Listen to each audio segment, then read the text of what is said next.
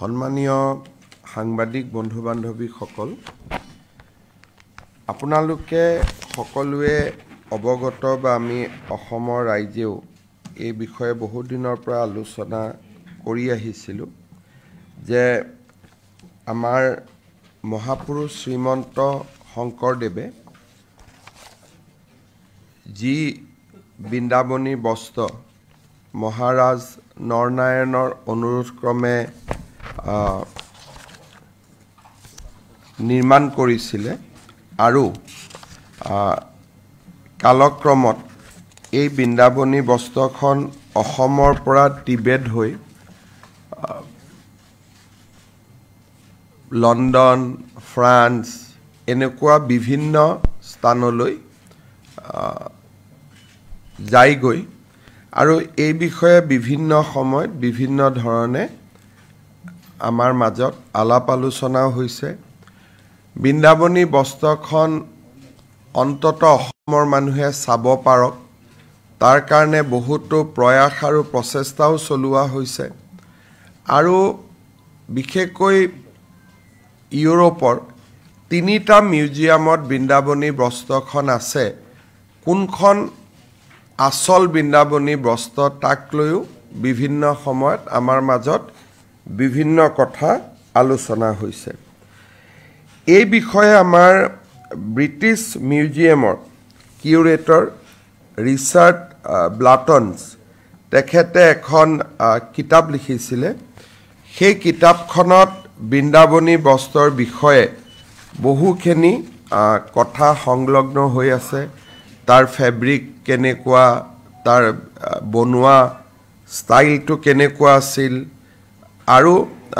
ইয়াৰ লগত জড়িত যিটো আমাৰ আধ্যাত্মিক ইতিহাস তাৰ বিষয়েও তেখেতে বৰ্ণনা কৰিছিল।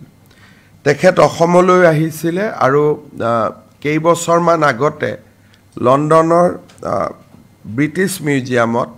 তাত থকা বৃন্দাবনী বস্ত্ৰখন প্ৰদৰ্শনো কৰা হৈছিলে। আজি যদি আমি কোনোবাই বৃন্দাবনী বস্ত্ৰখন চাব বিচাৰোঁ তেতিয়াহ'লে আগতীয়াকৈ মেইল দি ব্ৰিটিছ মিউজিয়ামৰ পৰা এপইণ্টমেণ্ট ল'ব লাগে আৰু নিৰ্দিষ্ট দিনতহে গৈ আমি তাক চাব পাৰোঁ। কাৰণ এতিয়া ব্ৰিটিছ মিউজিয়ামে কাপোৰখনৰ বা টেক্সটাইলৰ বয়স বাঢ়ি যোৱা কাৰণে নৰ্মেল ডিছপ্লে তাত বন্ধ কৰি তাক আছুতীয়াকৈ ৰাখি থৈছে, যাতে কোনো ধৰণে বতাহৰ লগত বা বাহিৰৰ প্ৰদূষণৰ লগত কাপোৰখনৰ কোনো সম্পৰ্ক নহয়। ব্ৰিটিছ মিউজিয়ামত থকা বৃন্দাবনী বস্ত্ৰখন মই নিজে চাইছিলোঁগৈ। বিধানসভাৰ অধ্যক্ষ থাকোঁতে ৰঞ্জিত দাস ডাঙৰীয়াই ফ্ৰেন্সত থকা বৃন্দাবনী বস্ত্ৰখনো তেখেতেও গৈ চাইছিলেগৈ। দুইখনৰ মাজত কোনখন আচল, কোনখন পৰৱৰ্তী সময়ত বনোৱা, কোনখন মহাপুৰুষ শ্ৰীমন্ত শংকৰদেৱৰ হাতেৰে বনোৱা, পাৰ্থক্যটো ধৰিব নোৱাৰি আৰু ইয়াৰ বিষয়ে বহুখিনি চৰ্চাৰ প্ৰয়োজন আছে। যি নহওক, অসম চৰকাৰে বিভিন্ন সময়ত আমি ব্ৰিটিছ মিউজিয়াম, ফ্ৰেন্স আৰু এই ধৰণে য'তে আমি যেনেকৈ খবৰ শুনিছিলোঁ যে বৃন্দাবনী বস্ত্ৰ ইয়াতে আছে, আমি সকলোৰে লগত সদায় যোগাযোগ কৰি আছিলোঁ যে অন্তত এবাৰ আমাক যদি দিব নোৱাৰেও, আৰু আমি লোৱাটোতো অসুবিধা আছে কাৰণ সেই ধৰণৰ যি তাত সংৰক্ষণ কৰি যি ধৰণে ৰাখিব লাগে তেনেকুৱা ব্যৱস্থা আমাৰ অসমত নাই। যি নহওক, আমি খুব চেষ্টা কৰিছিলোঁ যে অন্তত অসমৰ মানুহে চাব পৰাকৈ বৃন্দাবনী বস্ত্ৰখন এবাৰ অসমলৈ লৈ অহা যাওক আমি বহুদিন ধৰি চেষ্টাও কৰিছিলোঁ ব্ৰিটিছ মিউজিয়ামত মই নিজেও গৈছিলোঁ ফ্ৰেন্সত আমাৰ অধ্যক্ষ থাকোঁতে ৰঞ্জিত দাস ডাঙৰীয়াও গৈছিলে কিন্তু কোনেও কেতিয়াও আমাক সঁহাৰি দিয়া নাছিল যোৱা কিছুদিনত আমি আকৌ এবাৰ প্ৰচেষ্টা চলাইছিলোঁ যে আমি অন্তত বৃন্দাবনী বস্ত্ৰখন আমাৰ জীৱনকালত এবাৰ আমি অসমলৈ আনিব পাৰোঁ নেকি শেহতীয়াকৈ আমাৰ বাবে এটা আনন্দৰ বিষয় যে ব্ৰিটিছ মিউজিয়ামে তেওঁলোকে আমাক এখন পত্ৰ লিখিছে আৰু তেওঁলোকে আমাক কৈছে যে কেইটামান কণ্ডিশ্যন যদি আমি পূৰা কৰিব পাৰোঁ তেতিয়াহ'লে 2027 চনত তেওঁলোকে বৃন্দাবনী বস্ত্ৰখন অসমত 18 মাহৰ কাৰণে অহাৰ বাবে তেওঁলোকে ব্যৱস্থা হাতত ল'ব আৰু তেওঁলোকে আমাক কৈছে যে এই ক্ষেত্ৰত আমাক ব্ৰিটিছ মিউজিয়াম আৰু আমাৰ মাজত যিটো যোগাযোগ এই যোগাযোগটো JSW নামৰ যিটো কোম্পানী আছে তেওঁলোকৰ CSR এক্টিভিটিয়ে হৈছে আৰ্ট আৰু ক্ৰাফ্টৰ ওপৰত কাম কৰা তেওঁলোকে ইনিচিয়েটিভ লৈ ব্ৰিটিছ মিউজিয়াম আৰু আমাৰ মাজত এটা সম্পৰ্ক কৰি দিছিলে এতিয়া তেওঁলোকে আমাক কেইটামান কথা কৈছে এটা তেওঁলোকে আমাক কৈছে যে ডিজিটেল এক্সপেৰিয়েন্সৰ কাৰণে তেওঁলোকে এই বছৰে বৃন্দাবনী বস্ত্ৰখন আমাক দেখুৱাব খুজিব অৰ্থাৎ কলাক্ষেত্ৰত আমি গ'লো তাৰ পৰা আমি ডিজিটেলি ব্ৰিটিছ মিউজিয়ামত বৃন্দাবনী বস্ত্ৰখন প্ৰদৰ্শিত হৈ থাকিব আৰু আমি ডিজিটেলি তাক অন লাইভ চাব পাৰিম অৰ্থাৎ য'ত আমাৰ কিয়ক্স থাকিব তাতে গৈ আমি থিয় হ'লোঁ বৃন্দাবনী বস্ত্ৰখন লণ্ডনত থাকিব আৰু ইয়াৰ পৰাই বস্ত্ৰখন আমি প্ৰত্যক্ষ কৰিব পাৰিলোঁ দ্বিতীয় তেওঁলোকে কৈছে যে এটা নতুন মিউজিয়াম অসমত বনাব লাগিব যিটো মিউজিয়াম বৃন্দাবনী বস্ত্ৰখন ৰাখিব পৰা পৰিৱেশৰ ষ্টেণ্ডাৰ্ডৰ হ'ব লাগিব তাৰ গোটেই ভিতৰৰ যিটো ব্যৱস্থা হ'ব গ্লাছ বা আন ধৰণৰ ব্যৱস্থা হ'ব সেই বস্তুটো বৃন্দাবনী বস্ত্ৰখন আনিলে তাক ৰাখিব পৰা পৰ্যায়ত অৰ্থাৎ ই যাতে কোনো কাৰণে ক্ষতি নহয় তেনেকুৱা আপ টু ডেট এটা সংগ্ৰহালয় আমাৰ চৰকাৰে বনাব লাগিব গুৱাহাটীৰ মিউজিয়াম কলাক্ষেত্ৰ তেওঁলোকে পৰিদৰ্শন কৰি গৈছে আৰু তেওঁলোকে কৈছে যে সেইটো পৰ্যায়ত নহ'ব ষ্টেট অফ আৰ্ট এটা মিউজিয়াম বনাব লাগিব আৰু যদি আমি ষ্টেট অফ আৰ্ট মিউজিয়ামটো আমি বনাব পাৰোঁ তেতিয়াহ'লে তেওঁলোকে কৈছে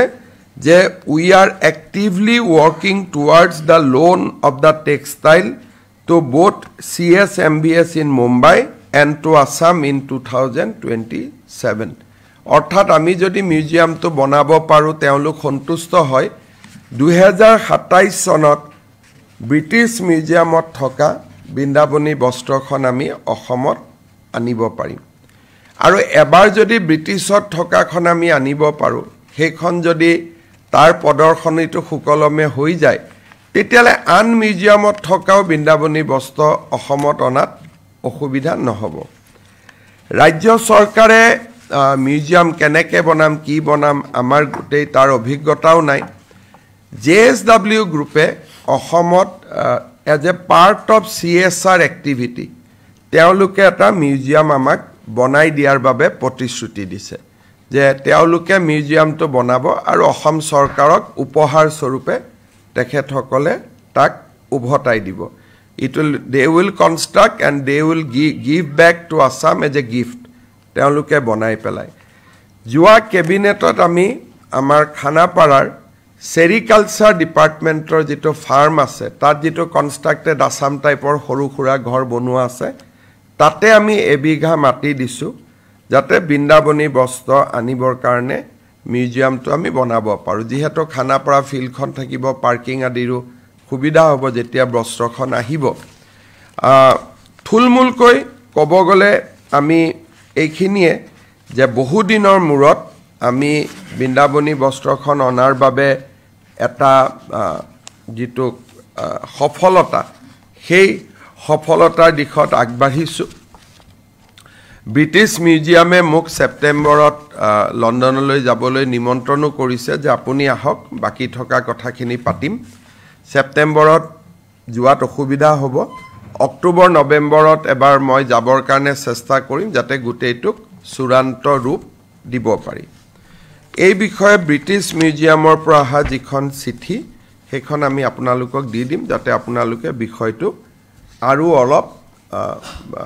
হৃদয়ঙ্গম বা আৰু অলপ বস্তুটো ইন ডেপথত বুজিব পাৰে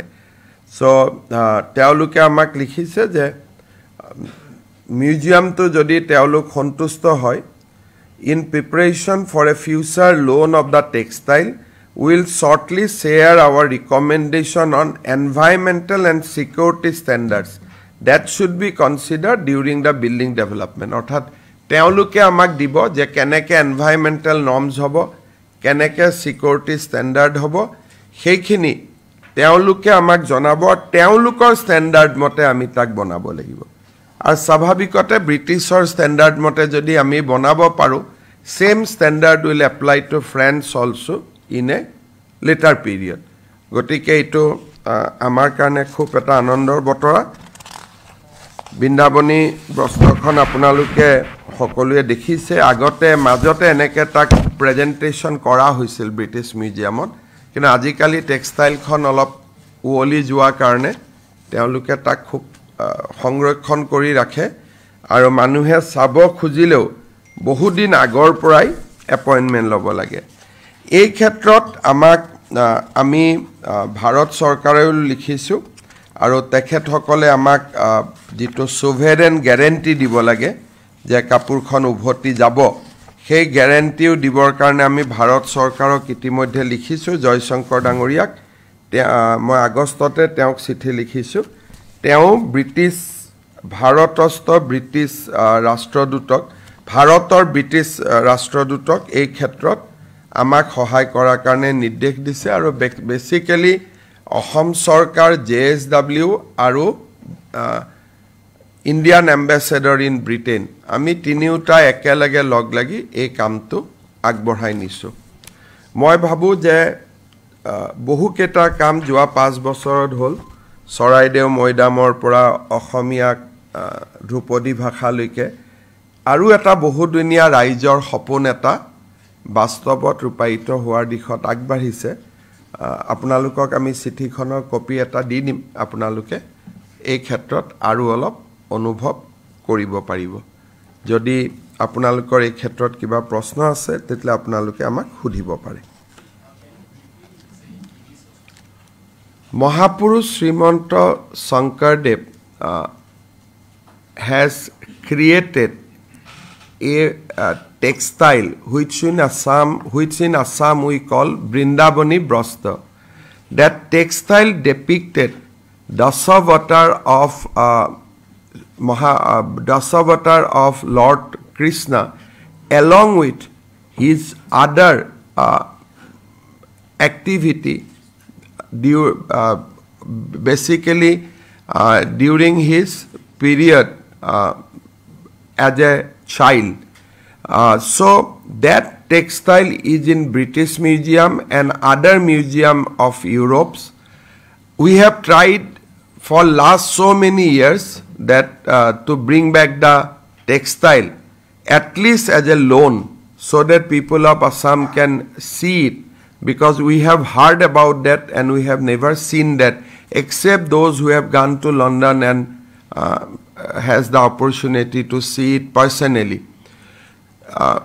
We are working closely now with British Museum and JSW and also we are collaborating with Indian Ambassador to Britain. Finally, British Museum has written to us that if we can construct a museum of as per required environmental standard, then they are willing to give us the textile as a loan for 18 months in the year 2027. So this is a good progress, and Assam government has already allotted the land. JSW has already assured us that they will construct the museum under CSR and give it back to Assam government. We have allotted the land, so action has started, and I believe that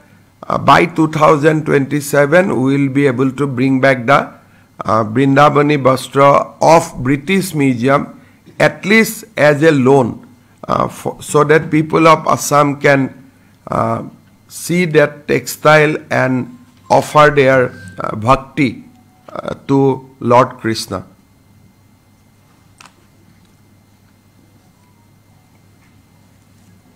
যদি আপোনালোকৰ কিবা যদি খুদিব আছে খুদিব পাৰে যদি সেইকেইটা terms and এতিয়াতো তেওঁলোকে লোন বুলি দিছে পিছত যেতিয়া লোন এগ্ৰিমেণ্টখন আমি সহি কৰিম এইটোতো খুব প্ৰাৰম্ভিক মিউজিয়াম হ'ব ব্ৰিটিছৰ পৰা মানুহ আহিব মিউজিয়ামটো চাব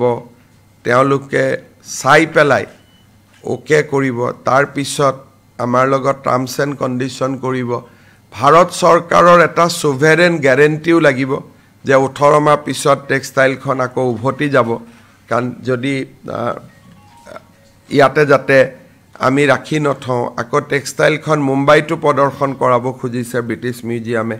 গতিকে ইয়াত এখন কিতাপ আছে আপোনালোকে কেতিয়াবা ৱেবছাইটত দেখিলে পাব পাৰিব ইয়াত এখন বুক আছে যে এটা মিউজিয়ামলৈকে কেনেকে লোন দিয়ে International Touring Exhibition Loan Guidelines বুলি ব্ৰিটিছ মিউজিয়ামৰ এখন কিতাপ আছে ইয়াত থকা গুটেইকেইটা শৰ্ত আমি পুৰা কৰিব লাগিব এখন মস্ত কিতাপ হয় ইয়াত গুটেইকেইটা শৰ্ত আছে বহুত বিলাক আপোনালোকে ৱেবছাইটত গলে ব্ৰিটিছ মিউজিয়ামৰ দেখাও পাব এই গুটেই কিতাপখনত থকা শৰ্তবিলাক আমি পূৰণ কৰিব লাগিব এইটো দীঘলীয়া প্ৰচেষ্টা 2 বছৰৰ চেষ্টা লাগিব আৰু ভাৰতৰ ৰাষ্ট্ৰপতিয়ে ব্ৰিটিছ গভৰ্ণমেণ্টক এখন চিঠি দিব লাগিব যে মই দায়িত্ব লৈছো এখন আকৌ আপোনালোকক ক্ষতি নোহোৱাকৈ উভতাই পঠিয়াম তাক কয় সোভেৰেন গ্যাৰেণ্টি বুলি সাৰ্বভৌম গ্যাৰেণ্টি হে বহুবিলাক প্ৰসেস আছে ভাৰত চৰকাৰৰ সহায় নোহোৱাকৈ নহবই কিন্তু প্ৰথমবাৰ তেওঁলোকে আগবাঢ়ি আহিছে আৰু ডেট এটাও দিছে যে আমি 2027 ত তাক আনিম গটিকে বহুখিনি আগবাঢ়ি গৈছে আৰু মই ভাবো যে আমি এতিয়া at least 90% সম্ভাৱনা বাঢ়ি গল যে আমি অসমত বৃন্দাবনী বস্ত্ৰখন আনিব পাৰিম JSW গ্ৰুপে কেতিয়াবা আৰম্ভ কৰিব কালি মাটি কেবিনেটত দিছো গতিকে তেওঁলোকেও এখনটো ব্ৰিটিছে লিখিছে যে আমি জনাম আপোনালোকক কেনেকুৱা ডিজাইন হ'ব লাগিব গতিকে ডিজাইনতেটো সমাহ মানটো লবই কিন্তু আমি মাটি তাতি দি দিলো গুটেখিনি আৰু তেওঁলোকে এনভাইৰনমেন্টাল ষ্টেণ্ডাৰ্ড সিকিউৰিটি ষ্টেণ্ডাৰ্ড ব্ৰিটিছে দিব JSW খালি বনাই পেলাই আমাক ঘূৰাই দিব আৰু কিমান টকা লাগিব হেতু এটা কথা আছে তেওঁলোকৰো ডেফিনেটলি এটা বাজেট আছে বাজেটতকৈ ওপৰত গলে আকৌ হয়তো আমাৰ পৰাও কিছু টকা খুজিব গতিকে এই গুটেখিনি লাহে লাহে আনকভাৰ হ'ব দুটা পৰ্যায় আমি কৰিলো তেওঁলোকে আমাক চিঠি দিলে ব্ৰিটিছ মিউজিয়ামে যে হয় 2027 ত আমি আনিম 2 তেওঁলোকে কলে যে মিউজিয়ামটো বনাও 3 JSW এ কলে যে আমি মিউজিয়ামটো বনাম এতিয়া 4th তেওঁলোকে মুক মাতিছে আলোচনাৰ কাৰণে গতিকে গুটেই পৰ্যায়বিলাক এটা এটা কৈ আমি আগবঢ়াই লৈ যাম Sir, I have one question. You have been putting up on Twitter regarding the regular pushbacks. Yesterday also 33 people were pushed back. Sir, is there a particular area within the border in Assam side where the issue is more vulnerable or is it throughout, sir? Pushback is happening on two fronts. One, the people who are residing within the state of Assam and under Immigrant Expulsion Act. Now we are empowered to push back any foreigner who is coming post 1971. So by utilizing that power, we are pushing back people, those who are inside Assam, as well as those who are coming now. So pushback is happening on two fronts. Fresh immigrants as well as people who are living in Assam post 1971. গতিকে এতিয়ালৈকে আমি যোৱা কালিও খুব সম্ভৱ 26 জন আমি পঠাইছো so process is on and pushback will keep on এটো আমি বঢ়াই গৈ থাকিম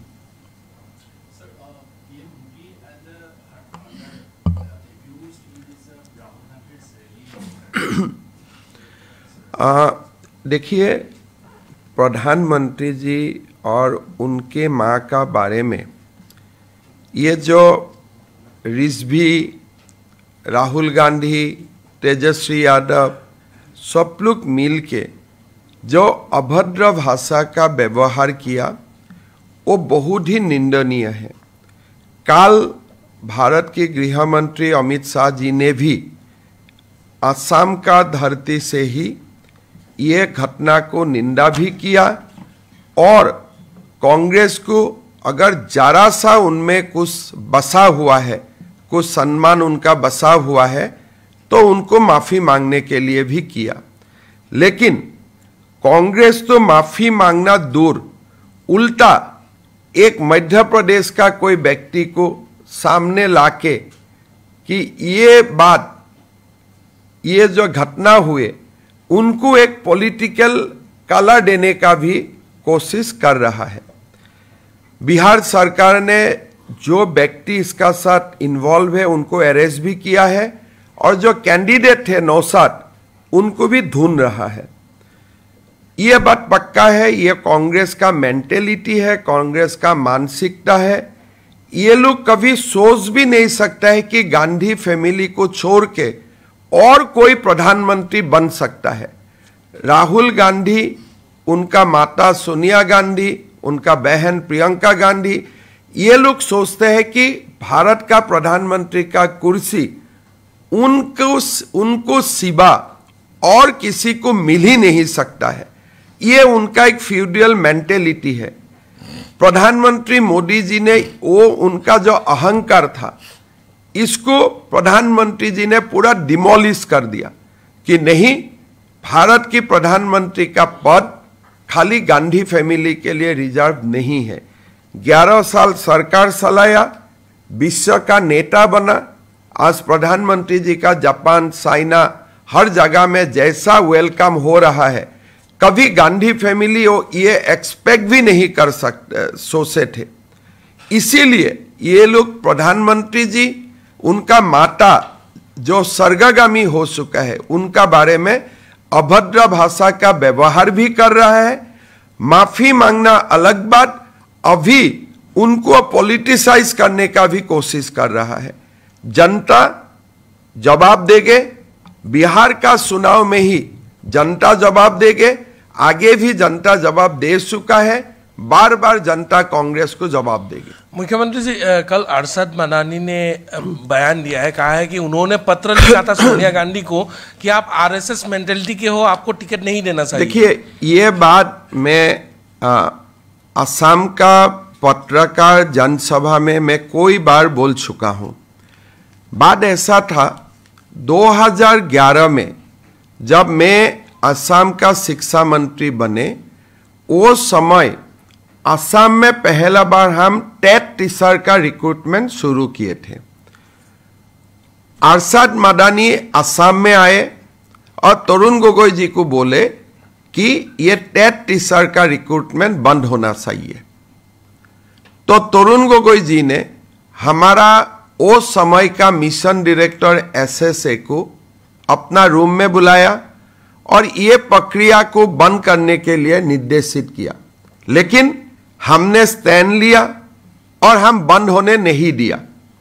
जब पूरा रिक्रूटमेंट का प्रोसेस चला, रिक्रूटमेंट होते गया, तब ये पूरा मदानी गैंग मेरा पीछे उतर पड़े।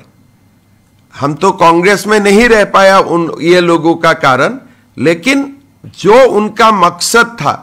कि टेट टीचर का रिक्रूटमेंट बंद करने का, ये मैं कामयाब नहीं होने दिया। तो एक बात पक्का है मादानी ने एक बात खुलासा कर दिया है कि कांग्रेस का टिकट में उनका भी व्यूज कंसीडर किया जाते हैं। कांग्रेस का टिकट का पीछे जमीयत उलमा हिंद मदानी जैसा लोग, जो मेरा भाषा में कभी भी थोड़ा सा असंसदीय भाषा भी हो जाता है, लेकिन ये लोगों का जो काम है ये असम को दुर्बल करने का बदमाशी काम करते हैं हर समय। यही बदमाशी काम में जब हम एक प्रतिबंधक का रूप में वो लोग ने देखा, मेरा खिलाफ षड्यंत्र किया, पता नहीं कितना लोगों का वो लोग टिकट भी काट चुका है। तो ये लोग खुद ब खुद आज एक्सपोज हो रहा है। और मेरा लगता है कि अभी तो कोई मादानी को असम में कोई मानते भी नहीं है। एक समय वो लोगों का बहुत बड़ा कट था, लेकिन आज हम लोग खुशी है कि बीजेपी आने का कारण मादानी हीरो से जीरो बन गया असम में। वो 2011 से ही पड़ा हुआ है। क्यों करूंगा मैं कानूनी कार्रवाई? हम लोग बच्चा है क्या? तो अब हर तम पुलिस लगाएगा, ये कोई बच्चा लोगों का काम है क्या? हम चीफ मिनिस्टर हैं, हम कोई बच्चा नहीं है ना खिलौना करने वाला। Mr. Chief Minister, I'm here this side. Mr. Chief Minister, you pointed out that Asad Madani had been trying to defame you for a long time. Given the fact that in 2026 we have a crucial elections, do you think that this kind of attempts can increase, given the fact that what we are seeing in Bihar now? You see that Madani will always oppose BJP, no doubt about that. But in last 30 days, 15 days, you will see lot of these kind of people are coming to Assam regularly. Whether it is a Harsh Mandar, whether it is that lady who spoke that Bangladeshi should be given shelter in Assam, and other people, particularly who were involved in Shaheen Bagh. Those kind of youths, activists are now coming to Assam regularly. So, BJP तो बहुत ही strong है। BJP को कुछ कर पाएगा 26 हो 31 हो, मैं वो नहीं मानता हूं। वो तो ठीक है, कल भी आप लोगों ने हमारा शक्ति का एक झलक देखा कि पूरा की पूरा असम का पंचायत चुनाव बीजेपी ही जीत लिए थे। तो हमारा कुछ नहीं कर पाएगा, लेकिन कहीं ना कहीं वो कुछ घटना करने का जरूर प्रयासरत रहेगा। लेकिन हम लोग भी ऊपर ही जाऊंगा। अभी अगले जब असम में अभी हमारा नेक्स्ट फेज है कि एनआरसी का लिए भी कुछ करना, एविक्शन चलते ही रहना, और हमारा कुछ एजेंडा है। हम लोग अपना काम जारी रखें। हमारा लंबा एजेंडा है मादानी का खिलाफ। मादानी मतलब मादानी का खिलाफ नहीं, मादानी का सोच का खिलाफ। मादानी तो ठीक है, वो आज है कल नहीं है, मैं आज हूं कल नहीं हूं, लेकिन जो सोच है कि असम को एक इस्लामिक प्रदेश बनाना, फंडामेंटलिस्ट इस्लामिक प्रदेश बनाना, वो सोच का खिलाफ में हम लोग काम करूंगा। सर, ऐसा मान सकते हैं कि अब चुनाव से पहले बिहार के तर्ज पर जो ऐसा यहाँ पे भी नहीं, वो सब बात चुनाव आयोग बोलेगा, मैं क्यों बोले। हम हेडलाइन देने का चक्कर में नहीं रहता हूं भाई, हमें काम करने का मतलब है। थोड़े आपको खाना देना मेरा काम है। कुछ एक हेडलाइन कर देगा, फिर वहां से कुछ और 10 क्वेश्चन आएगा। हम तो अच्छा बात के लिए बुला रहा हूं, कहा खाना देने का काम मुझसे क्यों करवाते हो। Same sir. MP Mohua Mitra have used one particular line for the Union Home Minister. So how do you see this, sir? I think as a Chief Minister, I should not react to the all the statements, particularly of certain people, because कोई इससे देश का फायदा नहीं होते। तो उनको जो भी, मैंने भी कल वो वीडियो देखा हूँ, लेकिन वो वीडियो ही उनका मानसिकता का उत्तर है, और आगे पीछे कुछ बोलने का फायदा नहीं है इसमें। सर, काली सभाखনৰ পিছত মিত্ৰজোঁটক যি ধৰণে অমিত শাহ ডাঙৰীয়া যি ভাষণ দেখিলে, সেই ভাষণে 26ৰ কাৰণে কেনে ধৰণৰ আপোনালোকক শক্তি যোগায় বুলি ভাবে? চাওক, আমাৰ যিখিনি এজেন্ডা আছে আজি আপোনালোকে দেখা পাইছে যে গৃহমন্ত্ৰী ডাঙৰীয়াই সংসদ আৰু অসমত আহি কেইটামান বিষয়ৰ ওপৰত তেওঁ গুৰুত্ব সহকাৰে কৈছে যে এটা এভিকশন চলি থাকিব তাৰ মানে অসম চৰকাৰে চলোৱা উচ্ছেদ অভিযানত ভাৰত চৰকাৰৰ সম্পূৰ্ণ সমৰ্থন আছে বহু সময়ত অসমত এটা কথা ওলোৱা হয় যেটো হিমন্ত বিশ্ব শৰ্মাই কৰি আছে প্ৰধানমন্ত্ৰীয়ে গম পায় নে নাপায় গৃহমন্ত্ৰীয়ে গম পায় নে নাপায় এনেকুৱা কথা কিছুমান সাৰ্কুলে কেতিয়াবা ওলাই দিয়ে কালি গৃহমন্ত্ৰী ডাঙৰীয়াৰ বক্তব্যত এটা কথা স্পষ্ট হৈ পৰিছে যে উচ্ছেদ অভিযানত ভাৰত চৰকাৰৰ সম্পূৰ্ণ সমৰ্থন আছে আৰু তেওঁলোকে আমাক সকলো প্ৰকাৰে সহায় কৰিব যে আমি যাতে ইয়াক লজিক্যাল কনক্লুজন অৰ্থাৎ শেষ টুকুৰা মাটি উদ্ধাৰ নকৰালৈকে আমি যাতে চলাই যাব পাৰো দ্বিতীয়তে অসমৰ ৰাজনেতাৰ সৈতে পাকিস্তানৰ সম্পৰ্ক সংসদতো গৃহমন্ত্ৰীয়ে কৈছে সাধাৰণতে সংসদত ভুল তথ্য দিলে এফেক্টেড মানুহজনে প্ৰিভিলেজ মোচন দিব লাগে এইটো আপুনি মোৰ বিষয়ে ভুলকৈ কৈছে সংসদতো কোনো প্ৰিভিলেজ মোচন দিয়া নাই আৰু যোৱাকালিও গৃহমন্ত্ৰী ডাঙৰীয়াই তাক ৰিপিট কৰিছে তাৰ পৰা আপোনালোকে অনুভৱ কৰিছে যে বিষয়টো কিমান এটা সিৰিয়াস হ'ব পাৰে ইমান দিন অসমৰ মুখ্যমন্ত্ৰীয়ে কৈ আছিল ভাৰতৰ গৃহমন্ত্ৰীয়ে সংসদৰ ভিতৰে বাহিৰে পাকিস্তানৰ সম্পৰ্কৰ কথা উল্লেখ কৰাৰ পৰা এইটো কথা আমি অনুভৱ কৰিম যে নিশ্চয় বিষয়টোত যথেষ্ট সিৰিয়াসনেস আছে 3 নম্বৰ কালি এজিপি আৰু বিজেপিৰ পঞ্চায়ত সন্মিলনখনে প্ৰমাণ কৰিছে যে আমি কিমান আজি দিনটোত সাংগঠনিকভাৱে শক্তিশালী হৈ আছো কংগ্ৰেছ দলে বিএলএৰ মিটিং কৰি আছে কিন্তু আমাৰটো বিএলএ ওয়াৰ্ডত অলৰেডি ৰেডি হৈ আছে এই ওয়াৰ্ড মেম্বাৰ সকল নৱেম্বৰত আমাৰ বুথ সন্মিলন হ'ব দুইটা দলৰে তাতো আপোনালোকে দেখা পাব যে বুথ সভাপতি সকল প্ৰত্যেকটো বুথত 21 জনকৈ মানুহ আমাৰ অলৰেডি প্ৰস্তুত হৈ আছে আৰু এই কাম আমি 2 বছৰ আগতে কৰি শেষ কৰি থৈছো গতিকে অসমত বিজেপি এজিপি এনডিএ সাংগঠনিকভাৱে আমি বহুত শক্তিশালী হৈ আছো আৰু আমাৰ সাংগঠনিক শক্তি আজি যেনেকে যি প্ৰত্যাহ্বান আহে তাক গ্ৰহণ কৰাৰ কাৰণে আমি প্ৰস্তুত হৈ আছো কালি মিটিংখনত আপোনালোকে তাৰ এটা প্ৰভাৱ দেখিছে আৰু ইমান ডাঙৰ মিটিং অমিত শাহজীৰ ভাষণ শেষ হৈ জনগণ মন নোহোৱালৈকে এজন মানুহ উঠি যোৱা নাই কোনো কাৰোবাৰ নেচাৰ কলৰ কাৰণে বেলেগ কথা কিবা কেতিয়াবা মানুহ 2 ঘণ্টা বহি থাকিলে যাবলগীয়া হয় তাক বাদ দি সকলো মানুহে যি ধৰণে বহি আছে মহিলা 50% হি বুজাই যে এনডিএ বিজেপি এজিপি আমি গ্ৰাসৰুটত কিমান শক্তিশালী হৈ আছে মুখ্যমন্ত্ৰী জিএনচিৰ যিটো প্ৰতিবেদনটো দিছে এই সন্দৰ্ভত আপোনালোকে কেনে আজি যোৱাকালি প্ৰতিবেদন দিছে আৰু চৰকাৰে কালি ভিতৰত যি প্ৰতিবেদনত জাক দোষী কৰা হৈছে তাৰ ওপৰত ব্যৱস্থা ল'ব যোৱাকালি প্ৰতিবেদন দিছে ফাইলটো মোৰ ওচৰত আহিছিলেও মই কাক কেনেকে কি ব্যৱস্থা ল'ব লাগে স্পেসিফিক খুদি পেলাই পঠিয়াইছো অহা কালিৰ ভিতৰত আপোনালোকে পাব তাত কিছুমান প্ৰতিবেদনত জিএমচিএইচ খন কেনেকে ইমপ্ৰুভ কৰিব লাগে তাৰ বিষয়েও কৈছে অকল একশন লোৱাই নহয় ৰিমেডিয়েল কথাও বহুত তেওঁলোকে কৈছে আমি গোটেইখিনি সুন্দৰভাৱে